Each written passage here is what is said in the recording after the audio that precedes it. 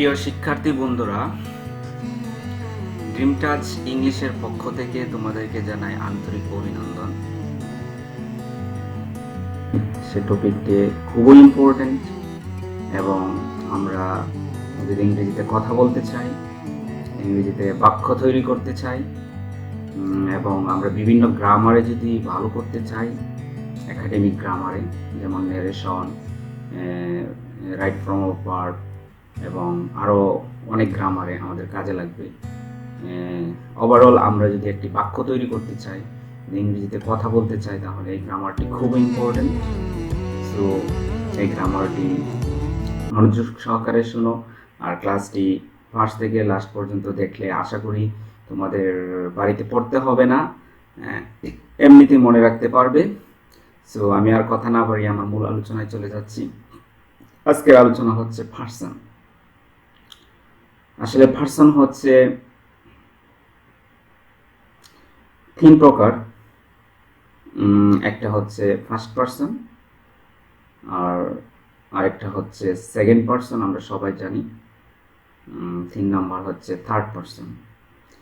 আমরা এভাবে শিখি, আমাদের টিচার এভাবে শিখাইছে আমাদেরকে যে আমি, আমরা, তুমি, তোমরা বাদে যা আছে সবই থার্ড পার্সন। এভাবে শিখলে তো আমরা ইংলিশ শিখতে পারবো না, বাংলাতে শিখলে তো আমরা ইংলিশ শিখতে পারবো না। আমাদের তো ইংরেজিতে জানতে হবে কোনটা ফার্স্ট পার্সন, কোনটা থার্ড পার্সন, কোনটা সিঙ্গুলার, কোনটা প্লুরাল, এগুলো আমাদেরকে ইংরেজিতে জানতে হবে। যদি ইংরেজিতে আমরা ভালোভাবে না জানি, তাহলে তো আমরা এগুলো ভালোভাবে ইউজ করতে পারবো না, আমাদের টকিংয়ে ইউজ করতে পারবো না। আমরা যখন we want to talk something, we want to speak something, that time we don't use them properly. So এটা জানার জন্য আমাদের পার্সনটা ভালোভাবে জানতে হবে। পার্সনটা আসলে কিভাবে আমাদেরকে শিখতে হবে, শিখলে আমরা কিভাবে আমাদের উপকার হবে, সেটাই আমি আজকে আলোচনা করব। সো আমাদেরকে শিখতে হবে যে ফার্স্ট পার্সন কি। ফার্স্ট পার্সন হচ্ছে আই কি? এটা হচ্ছে সিঙ্গুলার। আই কি ফর্মে আছে? এটা সাবজেক্টিভ ফর্মে আছে। আমরা জানি আমরা যখন বাক্য তৈরি করব, আমরা যখন সেন্টেন্স মেকিং করব, সেন্টেন্স মেকিং করার সময় আমাদের প্রথমে বসাতে হবে সাবজেক্ট, পরে বসাতে হবে ভার্ব, পরে বসাতে হবে অবজেক্ট। এই আইটা যখন সাবজেক্টে থাকবে তখন হবে আই, যখন অবজেক্টে হবে, এই যে অবজেক্টে বসবে, তখন হবে মি, আর যখন পসেসিভ হবে, তখন হবে মাই। যেমন আমি একটা এক্সাম্পল দিই, যেমন he love me, he loves me. এখানে আইটা বসছে অবজেক্টে, এই জন্য হয়েছে মি। আবার আই লাভ ইউ, ঠিক আছে, এখানে আইটা বসছে সাবজেক্টে, এই জন্য হয়েছে আই, ঠিক আছে। সো এরকমভাবে সাবজেক্টে থাকলে আই হবে আই, অবজেক্টে থাকলে হবে মি, পসেসিভে থাকলে হবে মাই। এবং নেরেশনের ক্ষেত্রে আমরা যখন নেরেশন করতে যাই, তখন পার্সনটি কিন্তু আমাদেরকে প্রবলেমে পড়তে হয়, পার্সন নিয়ে আমাদেরকে প্রবলেমে পড়তে হয়। সো পার্সনগুলো আমাদের ভালোভাবে ক্লিয়ার করতে হবে। আর আই হচ্ছে ফার্স্ট পার্সন সিঙ্গুলার, আর উই হচ্ছে ফার্স্ট পার্সন, কিন্তু সেটা হচ্ছে প্লুরাল। উইয়ের অবজেক্টিভ ফর্ম হচ্ছে আস, পসেসিভ ফর্ম হচ্ছে আওয়ার। আচ্ছা, এখন আমরা জানবো এগুলোর অর্থ। ভালোভাবে অর্থ আমাদেরকে জানতে হবে। যখন সাবজেক্টে ব্যবহার হবে আই, তখন অর্থ হবে আমি, আর যখন আইটা অবজেক্টে ব্যবহার হবে তখন হবে মি, এবং এটার অর্থ হবে আমাকে। আর যখন পসেসিভে ব্যবহার হবে তখন হবে মাই। আসলে পসেসিভটা মানে কি? পসেসিভটা হচ্ছে মালিকানা বোঝায়। যেমন আমি যদি বলি আমার আমার বা আমার বাড়ি, তাহলে আমাকে বলতে হবে মাই হাউস। আমি যদি বলি আমার আমার গাড়ি, তাহলে আমাকে বলতে হবে মাই কার। আমি কিন্তু বলতে পারবো না আই কার বললে কিন্তু বন্ধুরা আমি গাড়ি হয়ে যাব। সো আমাকে বলতে হবে মাই কার। তাহলে পসেসিভ ফর্মের জায়গাটাও আমাদেরকে চিনতে হবে। আর একটা কথা মনে রাখতে হবে যে পসেসিভ ফর্মের পরে আমরা সবসময় নাউন বসাবো। পসেসিভ ফর্মের পরে কি বসাবো বন্ধুরা? নাউন বসাবো। সো আশা করি এই বিষয়টা বুঝতে পারছো। সো উই হচ্ছে সাবজেক্ট, আর উই হচ্ছে প্লুরাল। উইর অর্থ হবে আমরা, আর আজের অর্থ হবে অবজেক্টিভ ফ্রম আমাদেরকে, আর পসেসিভ ফ্রম আওয়ার হবে, আওয়ারের অর্থ হবে আমাদের। যেমন আমি যদি বলি আমাদের স্কুল, তাহলে হবে আওয়ার স্কুল। আমরা কিন্তু বলতে পারবো না উই স্কুল, আমাদেরকে বলতে হবে কি আওয়ার স্কুল। সো বিষয়টা বুঝতে পারছো এটা কত ইম্পর্টেন্ট। আচ্ছা, আমরা ফার্স্ট পারসন এবং সেকেন্ড পারসন অর্থ সহকারে এবং সাবজেক্টিভ, অবজেক্টিভ, পসেসিভ ফর্ম সহকারে জানলাম। এখন আমরা জানবো সেকেন্ড পারসন। সেকেন্ড পারসন হচ্ছে ইউ, কিন্তু ইউটা সিঙ্গুলারেও ব্যবহার হয়, ফ্লোরালেও ব্যবহার হয়। ইউর অবজেক্টিভ ফর্ম হচ্ছে ইউ, আর পসেসিভ ফর্ম হচ্ছে ইউর। এখানে ইউ উঠেছে, টাইপে মনে হয় প্রবলেম হয়েছে, সো এখানে পসেসিভ ফর্ম হবে ইউর।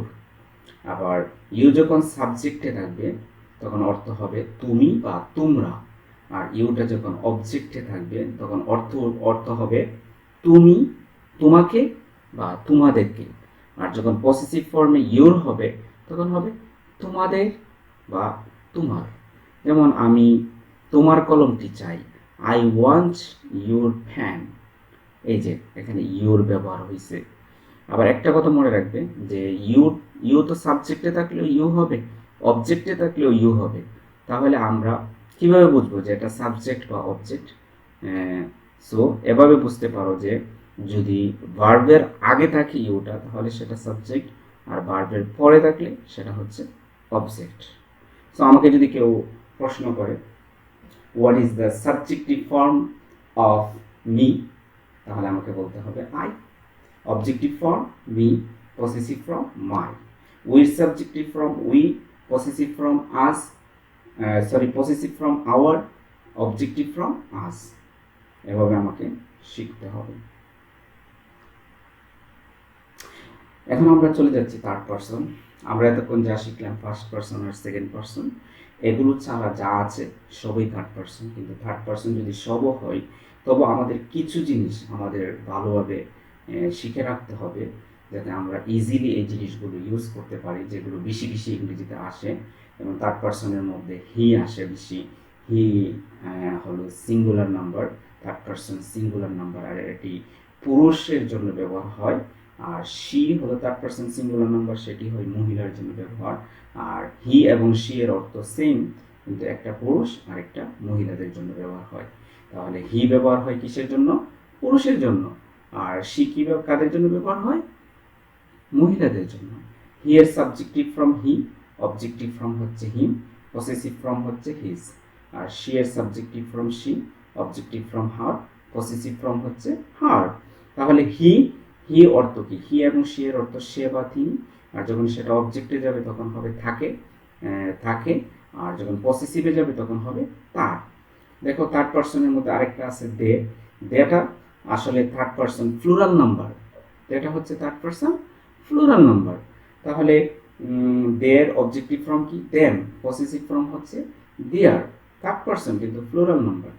দেয়ার অর্থ হবে তারা, আর দেমের অর্থ হবে কি? অবজেক্টে যখন যাবে তখন অর্থ হবে তাকে, তাদেরকে। আর দেয়ারের অর্থ হবে তাদের। ইট অর্থ হবে ইহা, ইট অর্থ ইহাকে যখন অবজেক্টে যাবে, আর যখন পসেসিভে যাবে তখন অর্থ হবে ইহার। এভাবে আমরা কি করতে পারি? পার্সনগুলো শিখতে পারি। যেমন আবার আমরা যদি কোনো নামকে বলি, যেমন রহিম বা সাকিব, রহিমকে আমরা বলবো সাবজেক্টিভ ফ্রম রহিম, যখন অবজেক্টে যাবে তখনও থাকবে রহিম, যখন পসেসিভে যাবে তখন আমরা লিখবো রহিমস, অর্থাৎ অ্যাপোস্ট্রফ দিয়ে একটা এস দেবো, তখন অর্থ উঠবে রহিমের। যেমন আমি বললাম এটা রহিমের বাড়ি, তাহলে বলতে হবে it is Rahim's house, it is Rahim's house, মানে এটা রহিমের বাড়ি। এরকমভাবে আমরা পার্সনগুলো শিখতে পারি। সো বন্ধুরা, আশা করি বিষয়টি সুন্দরভাবে বুঝতে পেরেছ। তাহলে আমি আবার বলে দিই, পার্সন হলো 3 প্রকার: ফার্স্ট পার্সন, সেকেন্ড পার্সন এবং থার্ড পার্সন। ফার্স্ট পার্সন হচ্ছে আই, মি, মাই, উই, আজ, আওয়ার। এবং সেকেন্ড পার্সন হচ্ছে ইউ, ইয়োর। এবং থার্ড পার্সন হচ্ছে এগুলো ছাড়া যা আছে সব, তার মধ্য থেকে আমাদের কিছু থার্ড পার্সন মুখস্থ রাখতে হবে। সেগুলো হচ্ছে he, him, his, she, her, they, them, their, it, its, Rahim, Rahim, Rahim's, এগুলো যদি আমরা ভালোভাবে জানি, it is my opinion, you will be able to talk fluently and you will use English properly. So no more today. I will see another video in another class. So and have a nice day. Goodbye.